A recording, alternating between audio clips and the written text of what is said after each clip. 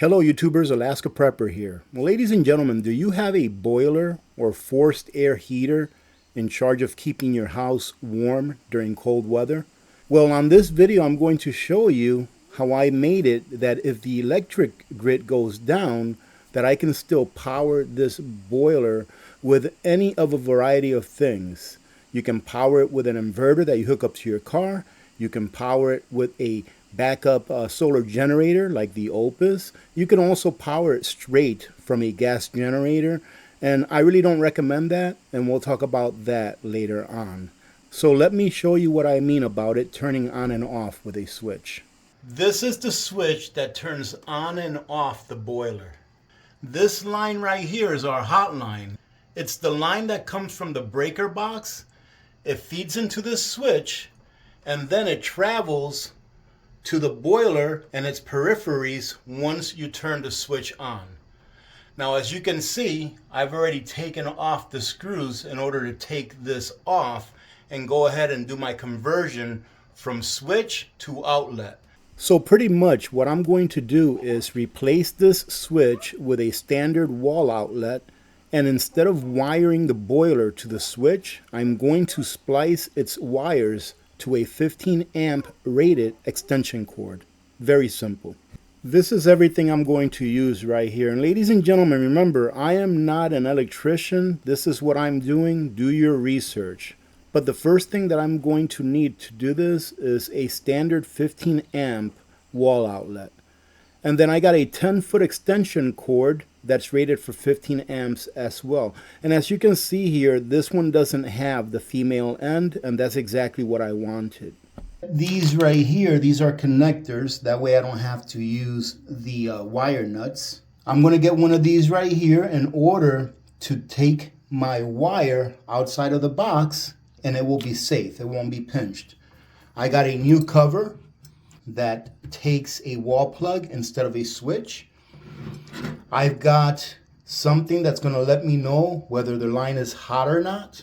I got a wire stripper / crimper in case I need it. And I'm just going to need also a screwdriver, okay, or a drill if you have one. But first we have to make sure that the power is off to the unit. So you can see I turned the unit on. I'm going to turn the sensitivity on a little higher.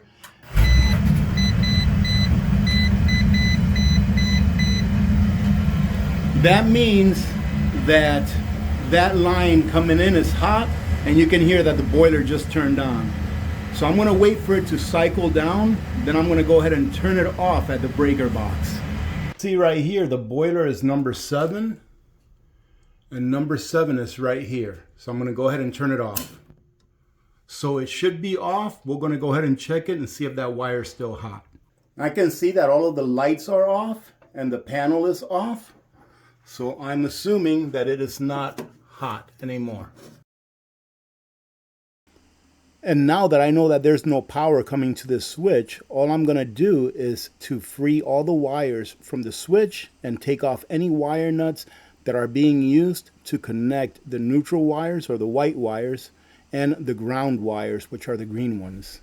And I definitely don't want to forget to take this plug out of the box as well, so we can put our extension cord through there. So now we have the 3 wires that we need to hook up to the power cord to our appliance, to the boiler. And then these are the ones that we're going to hook up to our plug, to our wall plug. Now we're going to go ahead and fill in our plug. And this is just going to prevent the power cord that's going to be coming out from here from getting crimped or getting frayed or anything like that. So now we'll take our cord, put it in through the hole right here. You'll see that it goes in really easy. And all we have to do is go ahead and connect the wires to their corresponding cousins right here. See, so white will go to white. And you can see that's really nice right there. It's nice and snug. Now we'll connect this one to the white. That's nice and snug too. And you want to see the wire right here at the end. So that's one. These little connectors are pretty nifty.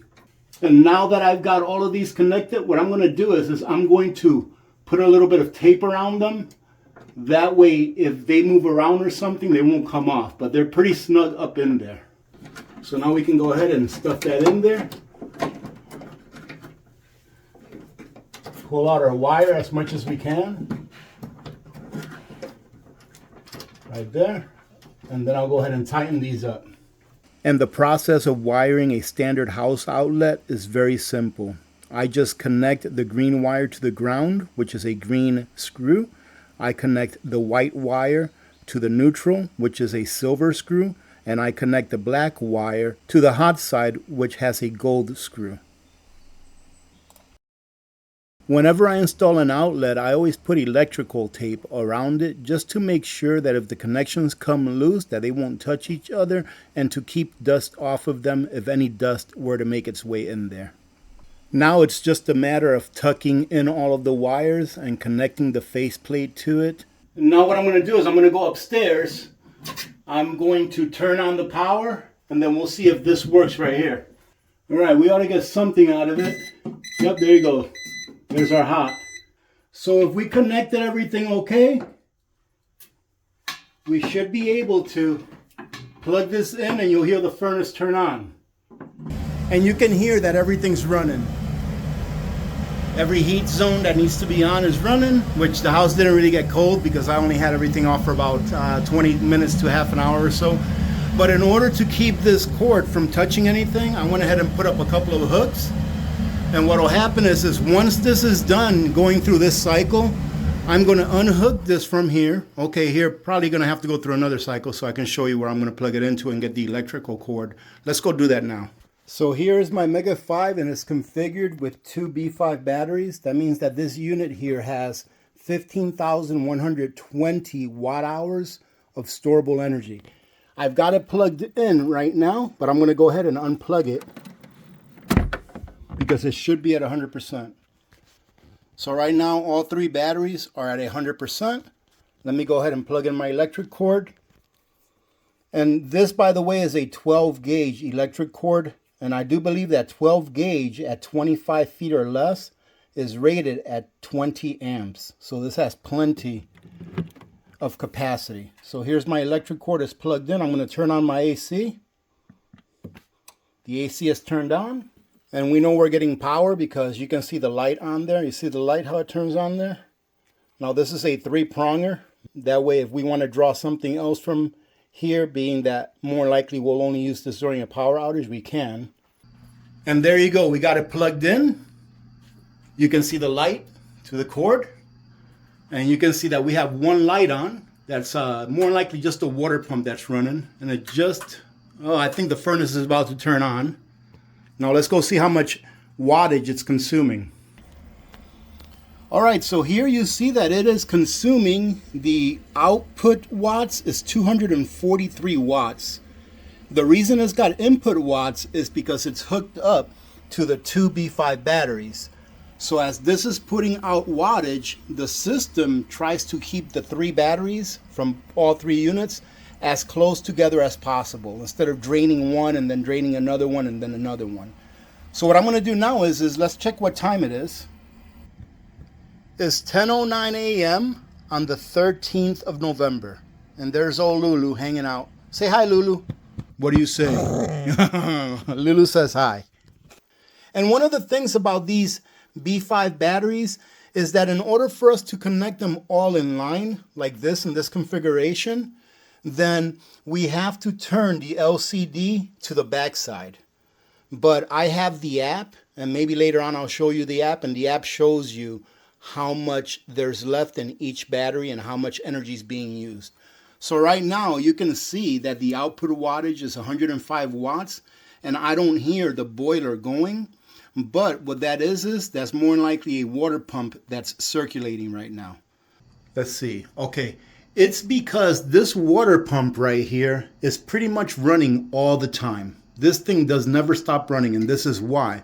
It's because there's a whole bunch of zones throughout the house, and these different zones, they have different thermostats. So where one zone may not have to be running, like you can see this one's not on, that one's not on, this one's on, this one's not on, etc., this one's on, then another zone is running. So When this one turns off, more than likely, one of these other zones will turn on. So that water pump is always running, and it consumes roughly between 110 to 130 or so watts. So it's been running all day long since yesterday morning at about 10:20 or something like that when we started it. And then whenever the boiler actually turns on, which you can hear that it's not actually heating water right now, it starts to consume a lot more. Anywhere as I've noticed from like 250 all the way up to like 400 watts for about 5 or 6 minutes or so. And it turns on a few times an hour. So it's been a little over 24 hours, and you can see that it's at 60% right now. The main unit is. Let's see how the batteries are doing.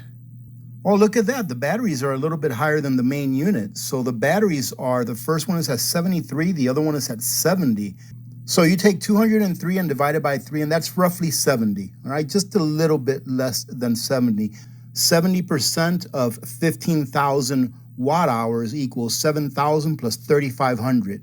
So we're looking at roughly 10,500 watt hours left, which means that that boiler just on its own used about 4,500 watt hours in a 24 hour and 20 minute period. And by the way, if you are looking for a backup system to power your life during a power outage, check out the OUPES brand solar generators. They are currently running heavily discounted sales that are going through the rest of this month. And definitely check out their upcoming Black Friday sales because they're going to be giving up to 55% off in some of their most popular solar generators, to include the Mega 5 and the batteries that I had featured on this video. So check the description for a link, and there's also a code to save an additional 5% on top of their heavily discounted prices. In addition to plugging in the boiler to an inverter that you can easily connect to your car's battery, you can also get power from a small generator like this one right here. As I learned, this boiler has a top draw of less than 500 watts, so a small generator like this will be sufficient to run it. However, if you are only running the boiler and let's say a few lights off this generator, then you are going to be generating about 1,000 watts of power in the power savings mode and only consuming about 500 to 600 watts. And then you're going to be losing hundreds of usable watts that you won't be able to recover.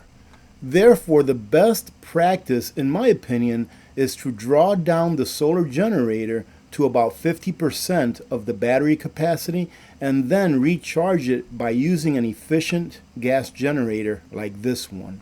As an example, the Mega 5 consumed roughly 4,500 watt hours in a 24-hour period, 24 hours and 45 minutes, let's say. This generator puts out about 1,000 watts per hour on turtle mode, or the efficiency mode. So this generator should be able to pump that 4,500 watt hours that we used in the Mega 5 back into its batteries in less than 6 hours, given that at the same time that you are recharging the batteries, the Mega 5 will still be in use by the boiler.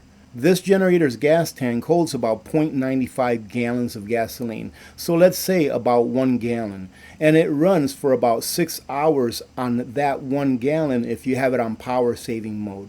Meaning that if we have a long-term power outage, I would be able to maintain heat in this house for roughly 1 gallon of gasoline per day instead of running the same generator 24/7 and using roughly 4 to 5 gallons a day.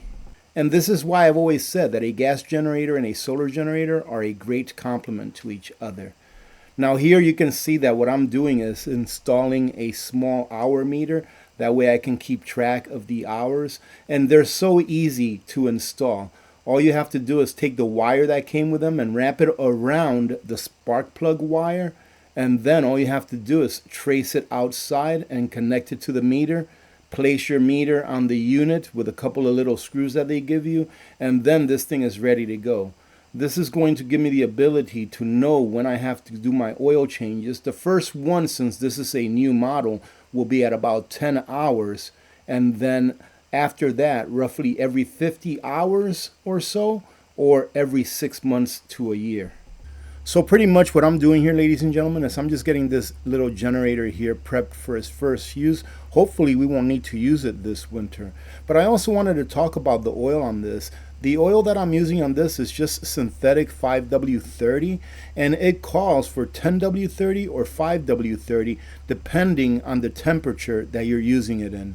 And anything below, I believe it's like 10 degrees above zero, on the manual it says to go to 5W30 instead of 10W30. But I've always found that 5W30 on any generator that I've ever used has always done just fine. I believe that the very first thing that anyone should have for a power backup in their home is, what do you think I'm going to say? No, not a solar generator. I love solar generators and I love the OUPES brand. But if anything, get yourselves the very best gas generator that you can afford, either gas or propane. Propane is nice because propane pretty much lasts forever. However, it doesn't provide as much BTU as a regular gas generator. Okay, natural gas also, if you have a natural gas line that you can hook up to your generator. The problem with that is that if you have a big power outage that's regional or maybe systemic, that the gas pumps will eventually stop running. So the natural gas that's getting to your house may eventually stop. So the best thing is to have your own backup. But as you saw, just with gasoline alone, I'll be able to keep this household warm for 30 days on 1 gallon of gas per day. In my opinion, that's a pretty darn good deal, especially when it comes to emergencies. Instead of leaving the original dipstick that came with this, I always try to get myself a magnetic dipstick. That way it will pick up any metals, especially during its first 10 hours of use that's inside of the engine. And this generator is now all set to go on its first run. All I have to do is gas it up and we'll be good to go for this winter. All right, ladies and gentlemen, let's close it out at that. I hope you got something out of this. Make sure you do your research if you decide to do a conversion like the one I showed you today. In my opinion, it is an extremely easy and simple conversion to make. However, it's up to you whether you decide to tackle it yourself. If you have any doubts whatsoever, what I would say is call an electrician. It couldn't cost that much to convert that switch over from a actual light switch type to an actual like plug-in, like an outlet. Remember, we're going to have a live stream this afternoon at 4 p.m. Alaska time, 8 p.m. Eastern time. So hope to see you all there. God bless every single one of you. I love you. God bless America. I'm Alaska Prepper. I'm out.